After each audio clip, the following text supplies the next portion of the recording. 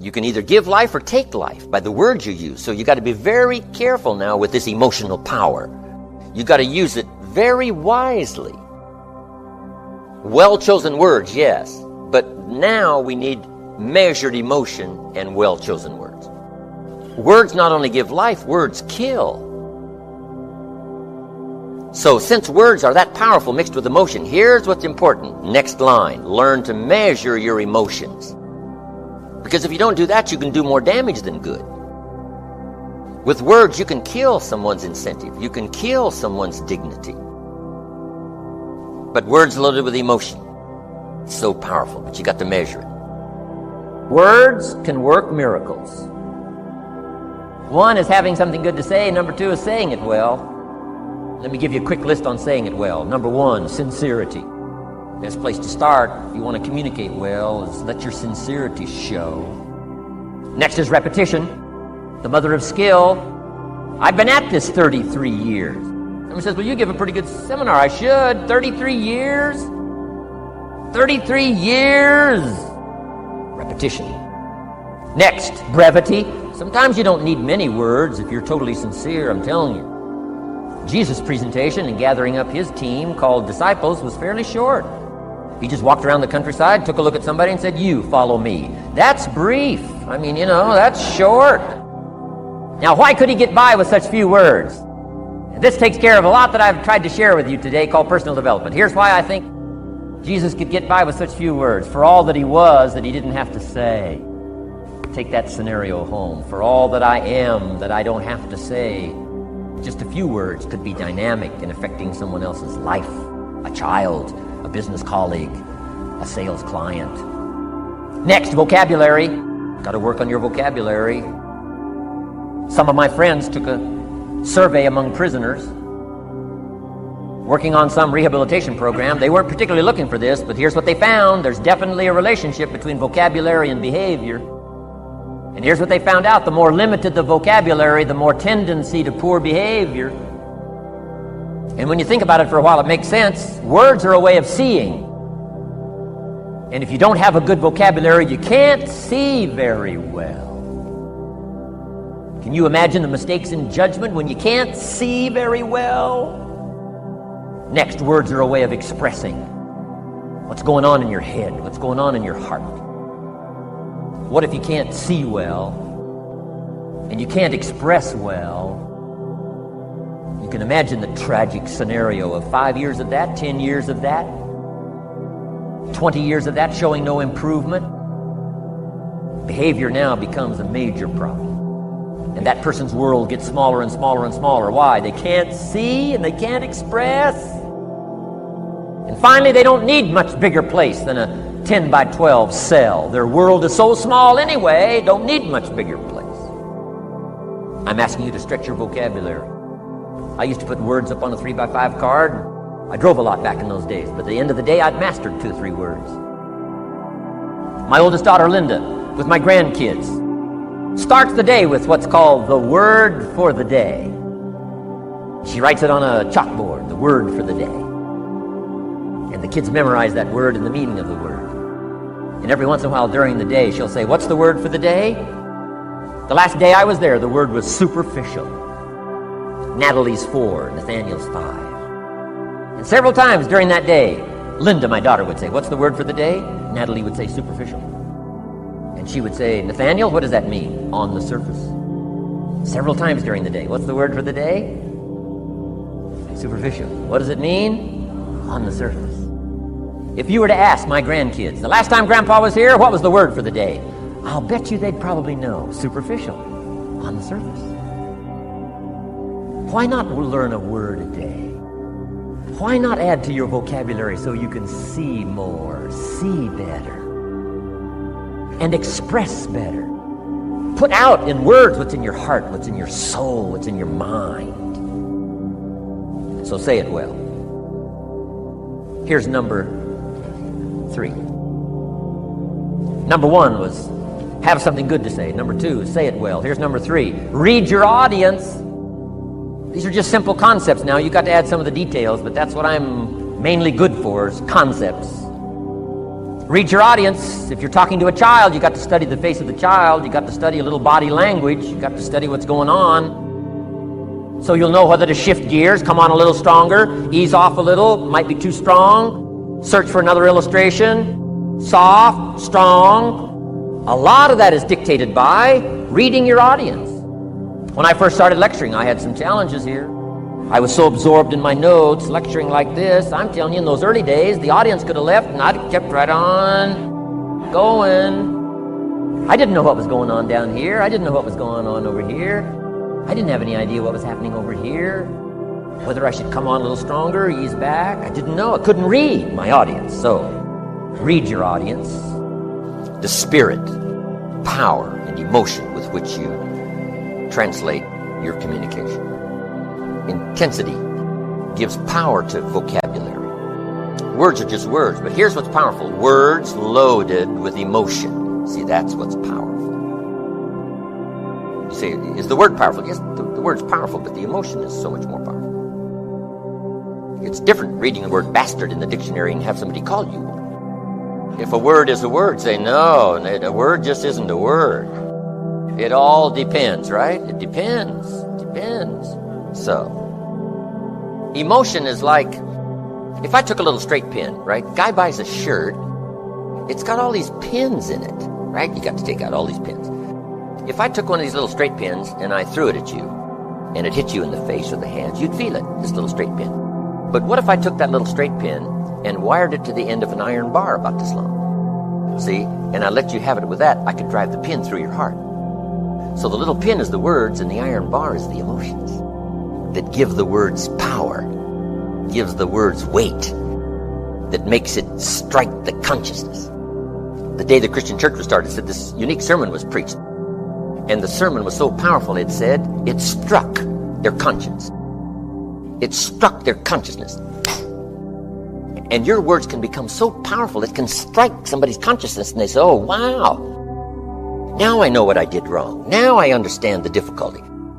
Now I can see.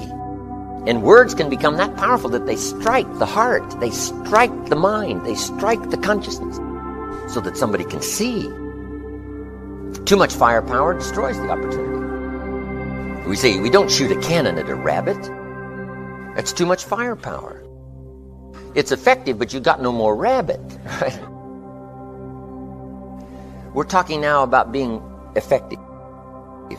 Here's the key, enough emotion. Now, the men have to work on enough, and probably the female side has to work on a bit of restraint. The men, a bit more, enough, and the women, not too much. And we all have to measure that, whether it's in our business, whether it's in sales, or whether it's speaking to a child. Enough, but not too much. I mean, this, you can't believe what a little bit of course on this stuff will do in helping you to sense some things you didn't sense before, see some things you didn't see before, and pick up some signals you never picked up before by just paying attention. Now your effectiveness multiplies by 2, by 3, by 5, by 10. It's fabulous. This is fabulous stuff. Now, what is the intensity? It's the blend of all your emotions and all your experiences that have affected you. The key is to keep and store those so that they're handy and near the surface. Because here's the next key now in making a presentation, having a conversation. Number 1, identification. If you have available to you all of your experiences close at hand, now you can identify with someone. Here's what identification means: making yourself real to someone else, hopefully in the very beginning. If a man talks to a man, that's a pretty easy identification. If a man talks to a woman, a lot more difficult. If we're the same, if we're sort of the same, it's a lot easier to identify. Here's what identification means: building a bridge between you and someone else by relating some common experiences. You start with that.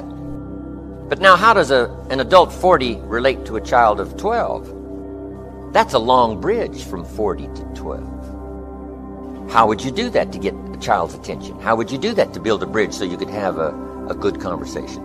Here's one of the keys. Remember when you were 12. You just got to go back and see if you can't pick up the threads of your own experience so that you can now relate to somebody that's 12, a teenager. Man and woman, totally opposite. But if I've been lost and you've ever been lost, if we talked about that, I'll bet that would identify. Have you ever been lost? And she says, yeah, I remember being lost. I remember when I was lost. Now we've got something in common. if I've got children and you've got children, even though I'm a father and you're a mother. But at least if we have children, we have something in common. Little things you can think of that helps to build a bridge fairly quickly between you and someone so that you have a better chance now to communicate well. We call this simply identification. Next, key to good communication is learn to attack the problem but not the person. This is an art. Too often we attack the person that is so closely identified with the problem. But the key is to attack the problem. We expect the doctor not to attack the patient, but we expect the doctor to attack the disease, to attack the problem, to make the operation successful, save the patient. So here's what we expect a doctor to be: very professional. Matters of the heart are delicate. You can't operate on the heart with a hatchet. If you were about to go under for the heart operation and you heard the doctor say, "Hand me the hatchet," you'd come awake. We're talking about my heart here. No, and some people go after matters of the heart with a hatchet. Right? Too severe. They're not careful enough to handle the problem, to go after the problem. But the key is to save the patient. And this is why you have to use this language even with your children. I love you, but I hate what's happening. I don't hate you. And if you learn to deal with your kids that way, they'll appreciate what you hate as long as they know what you love and what you hate. And sometimes you just got to say it. You got to make it clear. I don't hate you, but I hate what's going on. I hate what I see. I hate what's happening. I don't feel good about it. I feel good about you, but not about it. See, if you make it clear, that kind of communication is so useful. It is so powerful. Now, here's one of the best ways to attack a problem, and that's to confess you've got it or that you've had it. Say, Mary, the reason I'm talking to you about this is I'm telling you, I've been through it, and I made some wrong decisions. And let me tell you what it carved out of my life that I'll never get back. One of the best illustrations is to use yourself. If you're getting on somebody's case, say, hey, I remember somebody got on my case and saved the day. If that person hadn't come along, got on my case, told it like it was, give it to me straight, I'm telling you, I'd have been lost, I'd have been gone, wouldn't be here to talk to you. So listen to me from my own experience. See, that kind of communication is so valuable. Now, here's another way to attack a problem. Use an illustration of a person that isn't there. So let me tell you about John, Joe. John said, oh well, sure enough. I'm telling you, he regrets to this day his oh well attitude. And if John was here, he'd tell you himself. But since he isn't here, let me tell you about John. If John was here, he would plead with you with tears in his eyes. See, that third party. First, you confess your own sins, the mistakes you made, what you went through to help someone. Then you use a third party, another illustration for someone that isn't there, instead of direct. Okay. Then when there's no hope left, you can use the direct attack. Here's what we call this: tools of last resort. They are useful, but you got to be very careful using tools of last resort. Here's the first one: a direct attack. You. No illustration, no third party. You.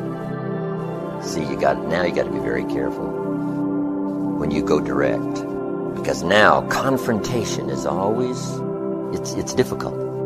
It can be so helpful. It can save the day. It can rescue somebody from disaster, but you've got to know what you're doing when you go for the direct attack. Because now you may destroy your chances forever to get back into a conversation with a person if you destroy it this time. You got to do it. You got to do it strong, and you got to do the direct attack, but you got to do it in such a way that the door is still open in this communication effort. A direct attack. Here's another tool of last resort: scolding. You got to be very careful of scolding. It may be necessary, but only as a tool of last resort. It's not something you use up front. Use yourself as an illustration. Confess yourself and for someone else. Then if there's no hope left, then you go for the direct attack. Somebody walks in late and you say, where have you been? See, that's loaded. That's loaded with insinuation. And yes, finally it might be time to use it. Finally, there isn't any other way. And you got to resort to it. But you got to be careful of these tools of last resort. Don't use them up front. Only use them as a last resort. Because when you say, where have you been? See, that insinuates all kinds of things. You don't care. Insinuation, if it's necessary, is important, but if it isn't necessary, it's important to leave it out.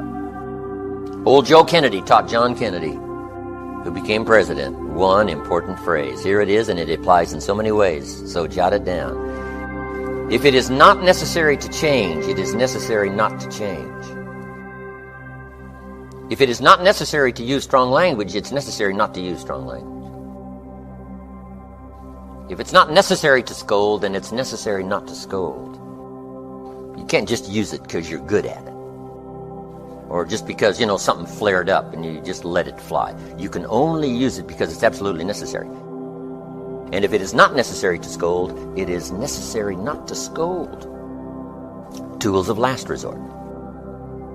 Some parents scold their children all day long. Scolding is like getting someone's attention with a cut. And yes, it'll heal. With a cut. And yes, it'll heal. And yes, maybe this time it was necessary to scold. But what if you did that all day? Every day, all day. Next is sarcasm. There's a place for sarcasm. Who do you think you are? But see, you wouldn't use that up front. You wouldn't use it every day. You wouldn't use it very often. Now, there is a time to use it, but sarcasm, you got to be careful. A lot of things concerning human relations, you got to be careful. Here's one of the most important. Husband and wife have to be careful. Teasing. You got to be very careful. Because with teasing, it's too easy to cross the line to where teasing becomes cruelty. Even with children, you got to be careful teasing children. Children have to be careful teasing each other. Why? Because it's so easy to tip it just a little too far, and it's the beginning of cruelty. We say, well, we call it teasing. Say, no, some of it's the beginning of cruelty. Not ultimate cruelty, not devastating cruelty, but it could lead to that. So you got to be very careful. The human heart is very fragile. No matter how strong and powerful and loud the exterior may be, I'm telling you, that ain't true of what's going on inside. Everybody's consciousness and dignity and heart is a delicate matter. And you can do so many useful things, and you can have such an unbelievable success if you just follow a few of these little guidelines, especially on tools of last resort. Save it up. It's like profanity. The key is to save it up. If a guy swears and cusses all day, say, oh, don't mind John, he's just a cusser, right? I mean, we have to put up with his mouth all the time. But see, that's ineffective. But somebody that doesn't use profanity, I'm telling you, the day they do, the world stops. A mother screams every day. Finally, the kids just get used to it. Other kids come over to visit, and they say, don't mind Mama, she's just a screamer. She just screams all day long. But see, one day it might be fatal. The little 3-year-old is headed for the street, and the truck is coming. Mama screams. Doesn't mean anything. Because she's been screaming every day, all day. See, if she would have saved up her screams when the 3-year-old is headed for the street and she screams, the world stops. Wow. Mama doesn't scream that often. But when she does, it means something. What's the old story? Cry wolf, right? Too often. Just save it. Okay. So, with care, you can help so many people if you do it with care. Careful communication. Powerful, yes, but careful, yes. Next, on communication. The power of persuasion. Let's talk about that. We can present, but here's what the ultimate goal is in communication, is to persuade, not just to present. So what's the difference in presentation and persuasion? Let me give you just a few tips. Here's number 1. Become a good storyteller. One of the great ways to persuade is to illustrate with a story. Pick up all the stories. Whether it's a story for a child, you got to have kids' stories. You're talking to teenagers, you got to have some teenage stories. Don't be lazy now in gathering these stories, because they're so valuable in illustrating a point. Stories, personal stories. Search around in your own life and say, here's a story I haven't told for a long time, or here's a story that, I never could tell because when it happened, it was too fresh and too severe, but now I think I can tell that story. Don't be lazy in gathering up these stories so that when you're talking to a child, you got the stories. You talk to a teenager, you got the stories. When you talk to a woman, you got the stories. When you talk to a homemaker, you got the stories. No matter who you're talking to, you got stories, you got ways and means to illustrate your point. That's number one, be a good storyteller. Here's number two, accurate facts. If you're going to communicate, speak the truth. There's nothing more powerful than the truth. It sets everything free. It sets you free to give a strong testimonial, the truth. Especially in business, here's what you don't need, exaggeration. But it's unimportant, exaggeration. You say, well, I got to pad the numbers so it'll seem right. You say, no. Something will give you away in your voice. Somebody will also pick up those signals and say, those numbers don't sound right. Here's the important thing in business. Make sure it turns out to be easier than you said and more than you promised. Easier than you said and more than you promised. Exaggeration is the childish attempt to make up for lack of self-worth and self-confidence. There's nothing better than the truth. Elton John sings, she lived her life like a candle in the wind, never knowing who to cling to when the rains set in. See, it's hard to say it much better than that, how brief and fragile life really is. If two or three agree on a common purpose, nothing is impossible. It's like marriage. It's tricky, but it's powerful. There's nothing like it.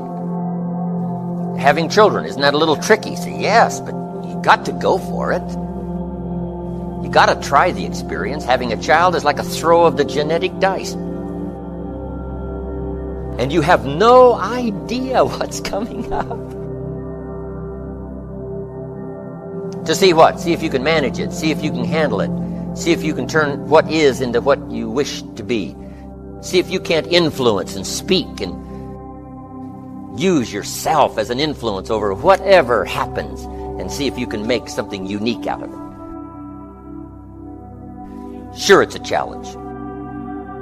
Sure, it's a win or lose. But what else is new? Sure, the possibilities. But the odds are in your favor.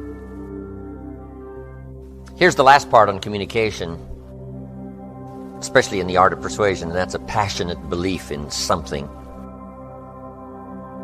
Be passionate about being healthy. Be passionate about being influential. Be passionate about being extremely successful. Take whatever you've got and turn it into a successful, prospering, flourishing, exciting, financial, social, personal, spiritual life. Right? That's the passion. To be all that you can possibly be. Fueled with the fire of a passionate belief. It can be any experience or a collection of experiences that furnishes for you the fuel that puts that sparkle in your eye every day.